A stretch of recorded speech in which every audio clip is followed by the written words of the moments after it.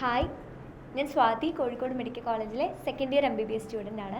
നമുക്കിതാ ഓണമൊക്കെ വരാൻ പോവാണ്. അപ്പോൾ നിങ്ങൾക്ക് ഓണം വെക്കേഷനൊക്കെ ഉണ്ടാകും. അതിപ്പോൾ സ്കൂളിൽ പഠിക്കുന്ന കുട്ടികളാണെങ്കിലും റിപ്പീറ്റേഴ്സ് ആണെങ്കിലും ഇൻ്റഗ്രേറ്റഡിൽ പഠിക്കുന്ന കുട്ടികളൊക്കെ ആണെങ്കിലും നമുക്ക് ഓണം വെക്കേഷനൊക്കെ വരാൻ പോവാണ്. അപ്പോൾ ഓണം എന്നൊക്കെ പറയുമ്പോൾ നമുക്ക് എല്ലാവർക്കും സെലിബ്രേറ്റ് ചെയ്യണം, വർഷത്തിലൊരിക്കലല്ലേ, അപ്പം ഫാമിലിക്കായിട്ട് സ്പെൻഡ് ചെയ്യണം എന്നൊക്കെ ഭയങ്കര ആഗ്രഹമായിരിക്കും. ഒബ്വിയസ്ലി നിങ്ങൾ ഫാമിലിയായിട്ട് സ്പെൻഡ് ചെയ്യണം, നല്ല ഹാപ്പി ആവണം, നല്ല സെലിബ്രേറ്റ് ചെയ്യണം. പക്ഷെ അതിൻ്റെ കൂടെ പഠനം ഒരിക്കലും മറക്കരുത് എന്ന് ഓർമ്മിപ്പിക്കാൻ വേണ്ടിയിട്ടാണ് ഈ ഒരു വീഡിയോയിൽ ഞാൻ വന്നിട്ടുള്ളത്.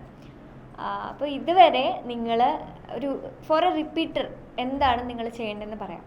അപ്പോൾ ഇതുവരെ നിങ്ങളുടെ കോച്ചിങ് ഇൻസ്റ്റിറ്റ്യൂട്ടിൽ പഠിപ്പിച്ച കാര്യങ്ങൾ, ചില ദിവസമൊക്കെ നിങ്ങൾക്ക് വയ്യാതായപ്പോൾ നിങ്ങൾ കറക്റ്റായിട്ട് പഠിക്കാത്ത പോർഷൻസ് ഉണ്ടാവും, അല്ലെങ്കിൽ ചില ക്ലാസ്സസൊക്കെ നിങ്ങൾക്ക് മിസ്സായതുണ്ടാവും, എന്തെങ്കിലും ഹെൽത്ത് ഇഷ്യൂസോ കാരണങ്ങളൊക്കെ ആയിട്ട്. അപ്പം അങ്ങനെ എന്തെങ്കിലും ബാക്ക്ലോഗ്സ് വന്നിട്ടുണ്ടെങ്കിൽ അത് തീർക്കുക.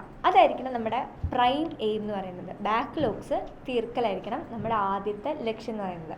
രണ്ടാമത്തെ കാര്യം, ഇഫ് നിങ്ങൾക്ക് ബാക്ക്ലോഗ്സ് ഒന്നും ഇല്ല, നിങ്ങളെല്ലാം നല്ല പെർഫെക്റ്റ് ആയിട്ട് പഠിച്ചു പോയൊരു കുട്ടിയാണെന്നുണ്ടെങ്കിൽ നിങ്ങൾ ചെയ്യേണ്ട കാര്യം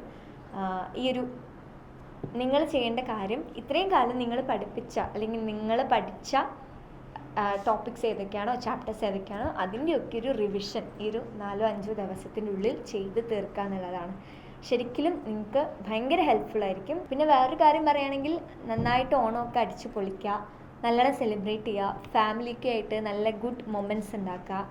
അപ്പോഴും നിങ്ങൾ ഭയങ്കര സ്ട്രെസ്ഡ് ആവരുത് നീറ്റിനെ കുറിച്ച് ആലോചിച്ചിട്ട്. ഞാനിതൊരു ഹെൽത്തി ആയിട്ട് ചെയ്യാൻ വേണ്ടിയിട്ടുള്ളൊരു ടാസ്ക് എന്നുള്ള രീതിക്കാണ് നിങ്ങളുടെ അടുത്ത് പറഞ്ഞിട്ടുള്ളത്. കാരണം നമുക്കറിയാം, കഴിഞ്ഞ കുറേ മാസങ്ങളായിട്ട് 2-3 മാസങ്ങളായിട്ട് നമ്മൾ വേറെ ഒന്നും ചെയ്യുന്നില്ല, പഠനം മാത്രമാണ്.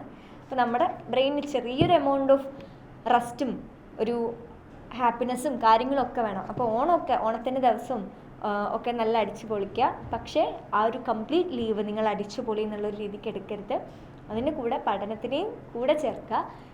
സന്തോഷവും പഠനവും ഒക്കെ ഒന്നിച്ച് കൊണ്ടുപോകാൻ നോക്കുക, ഒരു ബാലൻസ് ചെയ്തിട്ട് കൊണ്ടുപോകാൻ നോക്കുക. ഇപ്പോൾ ഓണം കഴിഞ്ഞ് വെക്കേഷനൊക്കെ കഴിഞ്ഞ് തിരിച്ച് കോച്ചിങ് ഇൻസ്റ്റിറ്റ്യൂട്ടിലോട്ട് പോകുന്ന സമയത്ത് കുറേ നല്ല അഫർമേഷൻസ് ഒക്കെ എടുക്കുക.